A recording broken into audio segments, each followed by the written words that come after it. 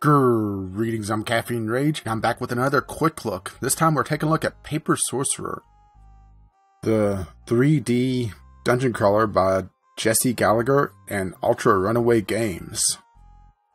This is a genre that's really come back in the recent years, particularly with games like Legend of Grimrock.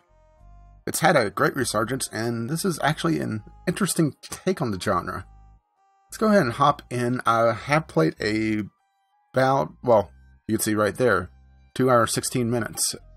And we'll go ahead and load this up. This is running in the Unity engine, so it's a little bit interesting because there's some clunkiness in it. And first thing you may notice, well, first of all, the music the music just doesn't feel like it really fits in this game, to be honest.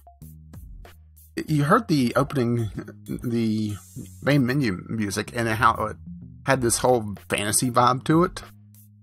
But then you get almost like a smooth jazz in the, well, this is my room in the sort of town that you get to in about an hour in the game. And yeah, it just doesn't fit. It's weird. But the other thing you may notice is the art style. This is all hand-drawn. And without some, well, you'd obviously see the repetition, of course, but with the specs on the floor tiles, but it's a very striking art style. I'm a big fan of unique art styles in games. You may have noticed that I did a playthrough of Betrayer not too long ago, and it had a sort of a similar feel where it was a monochrome world with, well, not technically monochrome because it was black and white and red. This is kind of the same feel, only with more hand-drawn. There is some color in the game, but not much. And let's go ahead and... It's very... almost an RPG Maker style of menu, where it feels like they're trying to cram a menu system into something that doesn't really fit it. This is my party. Starting off the game, you're a evil sorcerer who's been enslaving the land, and 4 heroes come and enslave you in this book, and that's why everything has this hand-drawn look. Is that you're actually in a magical book that has imprisoned you, and you're trying to escape this prison with various other evildoers that's been imprisoned in the same book. Interesting idea. And throughout the first, 4 or 5 levels, the world is broken up into basically chapters of the book, and you go through the various cell blocks and fight your way through it. I'll get to the combat in just a bit. You're able to summon some of your old minions. So I chose a Minotaur, which is a Berserker-style melee guy, a Dryad, which is a healer, and a Skeleton, which is a tank, and there's my Sorcerer. The menu system feels a little... and I do have a 5th party member, a puppet that I just got before recording this, and I haven't quite figured out how to work it yet. Menu system is a little clunky. Let's just put it that way, because I could go here and see what this guy can equip, my Sorcerer, for example. And while some of it's kind of obvious, like a tank would obviously be using heavier armor. You know, he would want to use the Warrior's Chain armor instead of a robe, for example. We'll go ahead and equip that. Trying to buy something from the shop, which I'll go to right now. Well, and here's how I'll swap out, by the way. Okay, let's go ahead and leave this. This is the town menu. We'll go to the merchant. And there's really hard to tell if a guy could use it or not. For example, I bought this great sword before recording this, thinking, okay, my skeleton's supposed to use swords. A great sword would be able to, be a lot more damage, because I had a choice between this. Oh, no, I don't want to buy that. And this, you can see 2 to 10 damage or 4 to 16 damage. Both swords. Okay. Bought the great sword, and I can't equip it, even though it does show the stat changes on the menu, on the skeleton. So it's a little bit wonky. That's going to be my biggest complaint overall, is that I am going to preface this with saying that I enjoy the game, but there's just little quirks about it that are kind of weird. For example, that menu system. Let's go ahead and head to the skill trainer. I actually have enough gems to be able to do something this time around. So let's go ahead and put something on my sorcerer, just to show this off. It's very, very menu heavy. Not that that's a bad thing, it's just if you're looking for a more action-oriented dungeon crawler, like an ARPG, or even something like Legend of Grimrock, where you have a more active role in combat, you're going to be a little disappointed with Paper Sorcerer. It's very old-school RPG-ish. It's like the older versions of the 3D dungeon crawler from the late 80s, early 90s. So let's go ahead and... what do I want to give him? Oh, no, never mind. Yeah, you can see where it has this break where you would think that it would be what the skill is and maybe what it does. And then the price is here, but you have to actually click on it. It's very strange. We'll go ahead and get some energy.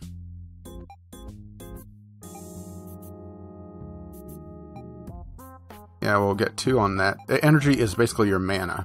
So I want to get mana on both my sorcerer and my dryad.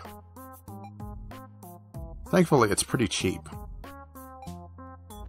So we'll get more on her. There we go. I'm not going to bother buying anything or even bother offloading my stuff. And let's go ahead and go back to the map. As I said, the world is broken up into chapters. Essentially, cell block 1 with 4 levels on it, cell block 2 with, I'm assuming, 4 levels on it, and so on. And the padding in the game feels really obvious. According to the developer's Kickstarter page for this game, he built this game like a sandwich with all the story content and then padded it out, and it really shows. This is, as far as I can tell, his first major work here. He has said that he's been working on games since he was a kid, but doing a quick search on both his name and the development studio, couldn't really find anything, so I'm assuming this is his first major release. So let's go ahead and head to cell block 2, level 3. Once again, the art style. I do absolutely love the art style in this game. And the music is actually a lot more fitting in the dungeon area than it is in the town, strangely enough. Well, take a look around. And every so often you get an option to search the room. So we'll go ahead and search that. Notice the masonry is a bit off here, so there was probably a door around here somewhere that I'm able to open. Okay, black cloud. Clouds are the stand-ins for enemies, so let's go ahead and get some combat going.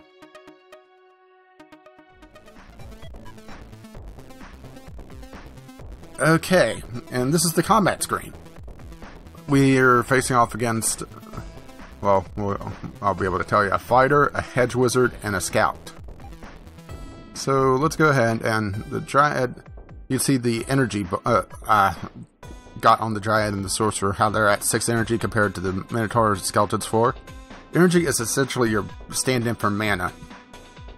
And there's an interesting way that they made it where the combat actually gets more dangerous the longer a fight draws out. So let's go ahead and skill, and here's our skill screens. The dice on the left is how many turns the cooldown is for that skill. The name of the skill, a quick brief on what it does, and the energy cost. And once again, see how the text kind of goes over? It feels like this game is not quite there. There's just little quirks about it that is weird. That they just didn't feel like it doesn't feel like they polished it enough. So let's go ahead and poison the fighter. Another annoying thing is that everything can be mouse driven, but if I mouse over this, it doesn't show me who the hedge wizard is unless I scroll over or use the arrow keys, which is once again, just an oddity. So we'll go ahead and poison him. The Minotaur, our Berserker. We'll go ahead and get his strength up, get him going. The skeleton could just do a standard attack for now, and I want to take out that hedge wizard because he's usually annoying. And our sorcerer will do that. And you saw the blue +1, so it's the enemies getting their energy back. And there's this back and forth. Now you see how that did no damage to him, but you saw his defenses go down? It's... ooh, that looks like it could hurt. It's not as bad as I was thinking it would be. Okay, how this works is that defense comes before a hit to your health. So essentially your defensive skill is a shield for your health. And as it drops, you start taking damage to your health. Now spells, as far as I can tell, bypass defense. Or at least for the most part. And will deal damage to your health directly. So let's go ahead and skill, heal, and our Dryad needs some loving. The Minotaur is getting his strength up, so we'll do a skill and bull rush and do a wide attack. Our skeleton is going to start tanking for us, so we'll do a challenge which will make it so enemies are more likely to attack him. And the sorcerer can continue working on that hedge wizard because he's actually the bigger threat right now.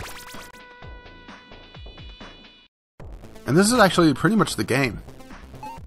There are boss fights, of course. I mean, what RPG would there be without boss fights? The story is... well, I talked about how the game's padding is very evident. I'm just shy of 2.5 hours in, and I've had really one story segment since I started the game. Outside the intro, of course. Okay, there's the hedge wizard down. And the sorcerer took a little bit of a beating there. We'll just have the Minotaur do a regular attack this time. The skeleton can do a regular attack.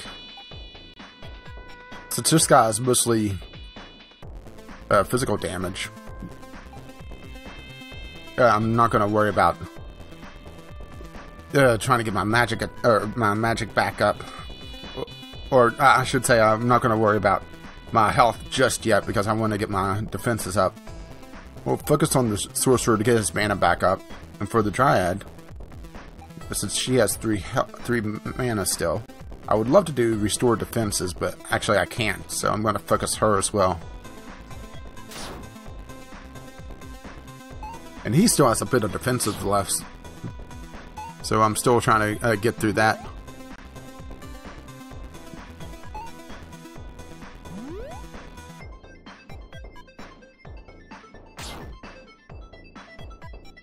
Thankfully, he's attacking my skeleton, which is my tank, of course. So we'll just continue battering at him. Actually, my skeleton has full power, so we'll do a power strike on him. The Minotaur is also full, but I'm just going to do a normal attack. So my next fight, the energy levels carry over between fights, so you want to do a little bit of management. That's actually where the game really shines, is the party management. And you have a choice of about a dozen different summons that you could build your party with. So I'm going a very traditional healer, tank, DPS, melee DPS, spell DPS. You could really change things up, and I think that's where the replayability is going to be, because the dungeon itself is static. It's not going to be a ever-changing roguelite environment where it's procedurally generated every time a little bit different. Which, considering the price point of the game, I have no problem with. Even though I would have loved to seen have a little bit more replayability, it's a $5 game, so I can't really complain.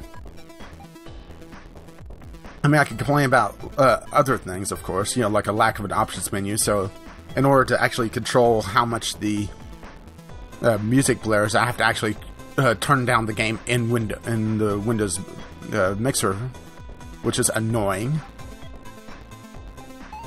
And how some files seem to be much louder than others, like the battle music is just blaring, even after I turned it down, while the in-town music is a little bit, Okay, there's the Dryad back up to full. Is this going to finish him off?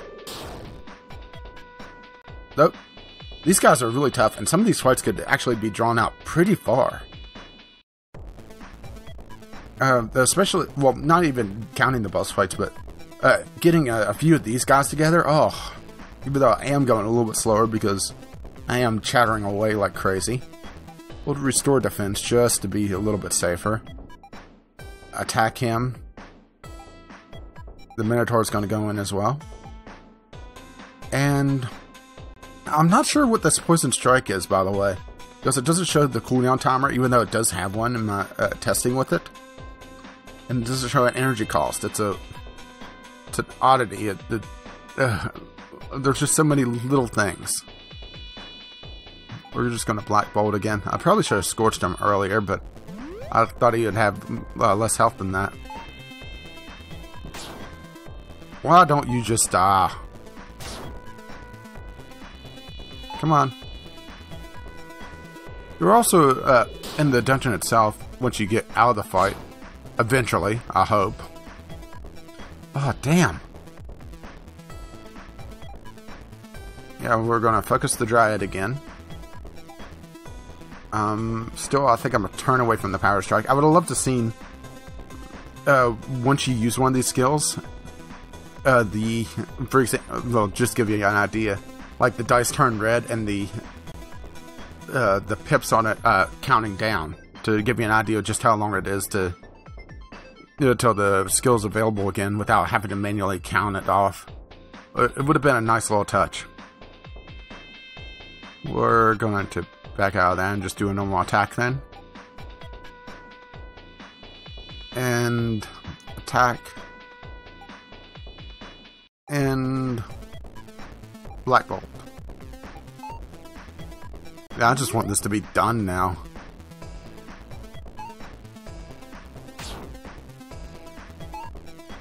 Come on.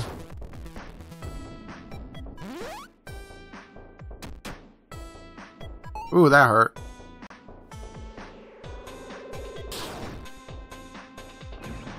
Oh, finally. Yeah, you can see how the other little bug is that the level up info actually appears behind the characters, the party screen for a second. It's, like I said, it's one of those things that it feels like the game could have used a little bit more polish, even though it's not a particularly bad game. We'll go into skills, and I am actually able to use this outside of combat, thankfully, even though it doesn't update until you go back in, which is annoying. But if you get past all the little quirks of the game, it's actually not a bad one. We'll take a look in here. There's a lot of loot to go around. And there is some puzzle elements here and there. Not a terrible amount. It's not... I'm going to draw the comparison again to Legend of Grimrock. It's not that crazy with puzzles, even though there are times that if you want to get the additional stuff on the level, there is a small puzzle to figure out. I'm not sure if there's one on this level, though, because, well, actually to where I haven't been before. But it's not a requirement to progress. Like, right here is the exit to the level.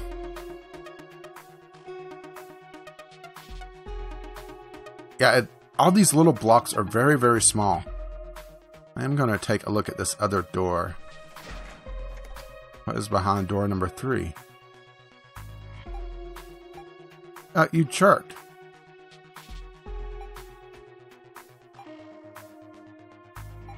Ah, there's the... Come on. There we go. Remember how I talked about how that one room probably had a door, a hidden door? Look at that now. Where the hell is it? Oh, this game would have done so much better with a mini map. Is this it? Yes, it is. I think. Whoa. Whoop. Nah, I don't want to get another fight. I think I've shown that off enough. So that's pretty much the game. I'm not going to bother. Well, I am going to go to the next level to see if that's a boss level. And then we'll wrap things up. Overall, not bad. There's just... Yeah, you cleared block 2, level 3. Oh yeah, this is the boss level.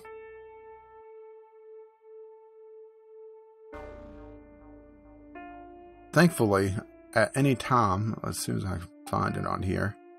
See, I think it's quest items.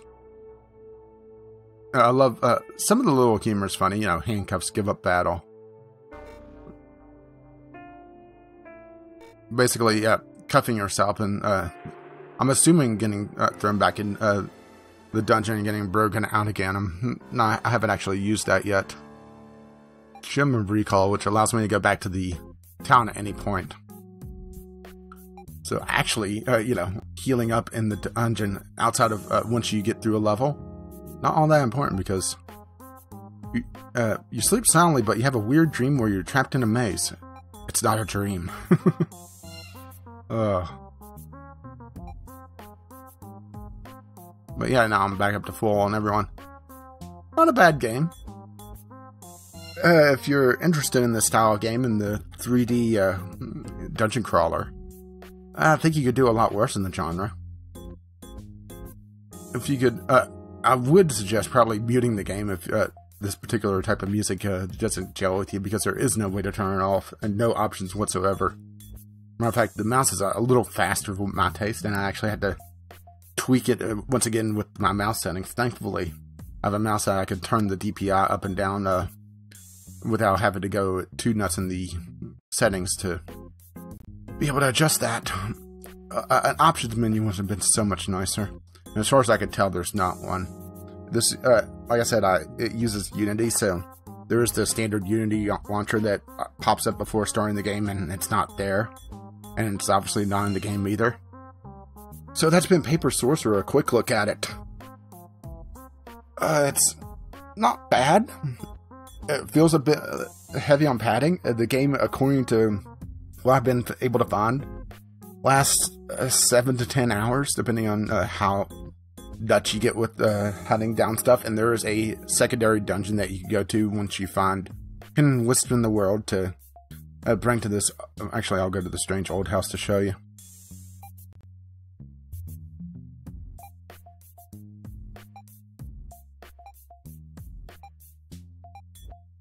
You could go to these catacombs after you find these lost souls that's been killed in the dungeon and hiding out from this old guy who loves to stare at his fireplace and not look at us. And you could get additional levels there and build up your party some more to be able to progress through the dungeon a bit easier. Because things do get a little tough according to what I've heard. I am playing on normal difficulty, so I'm not going quite nuts. And on the harder difficulties, the only way to revive characters is through high-level skills or revive gems. I don't think you could revive them through resting. So if you're looking for a challenge, the game does have it. A quick sip of my drink, and we'll wrap things up. That's been Paper Sorcerer. Rough around the edges, or should I say a little frayed around the edges, but not bad. Not bad at all.